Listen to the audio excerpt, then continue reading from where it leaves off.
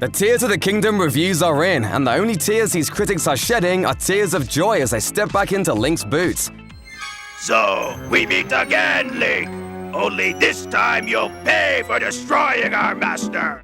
It's wild to think that, right up until last fall, fans were still calling the latest Zelda game Breath of the Wild 2. Flash forward to today and The Legend of Zelda Tears of the Kingdom is finally here. The new game drops players into a darker version of Hyrule than we last saw, complete with new enemies and new powers for Link to command. Early impressions of the game provided by journalists who got a chance to go hands-on with the title before release have already been overwhelmingly positive. But fans want to know how the full game fares. Is it possible to live up to the grandeur and mystery of Breath of the Wild?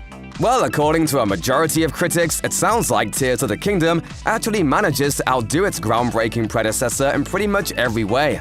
In fact, on the day before its release, Tears of the Kingdom has already landed itself in the top 20 best-rated games of all time on Metacritic.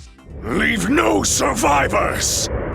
Tears of the Kingdom is getting perfect scores from a number of outlets, including PC Mag, which referred to it as one of the best entries the long-running franchise had ever produced. More 10 out of 10s are likely to arrive as the game continues to receive raves. Critics are applauding the game for feeling like a true expansion of the Breath of the Wild world, which will surely be exciting for fans who closely follow the Zelda series lore. Gamers will recognize familiar settings that have been transformed by the disastrous magical upheaval and a growing evil in the land, and beloved characters have taken on new roles and forged new paths for themselves while we've been away.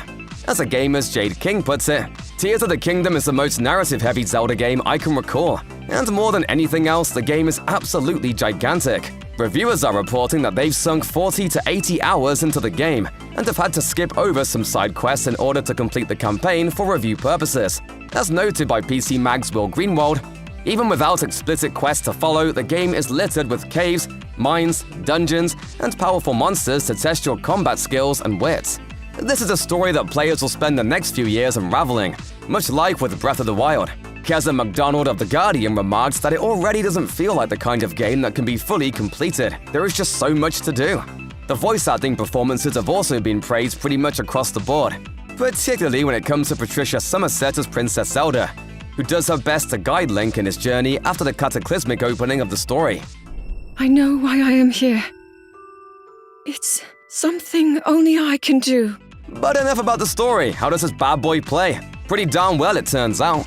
Tears of the Kingdom has managed to implement Link's new abilities in numerous unexpected ways. From solving puzzles to evading enemies to traversing the wilderness, Link's powers open up whole new dimensions in Hyrule.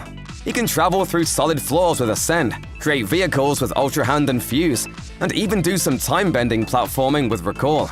Further accessibility options like auto-build allow players to create pre-made structures without breaking a sweat. As noted by Polygon, combat is supremely satisfying, even with the return of weapon durability and some occasional drops in frame rate. Oh, excuse me, princess.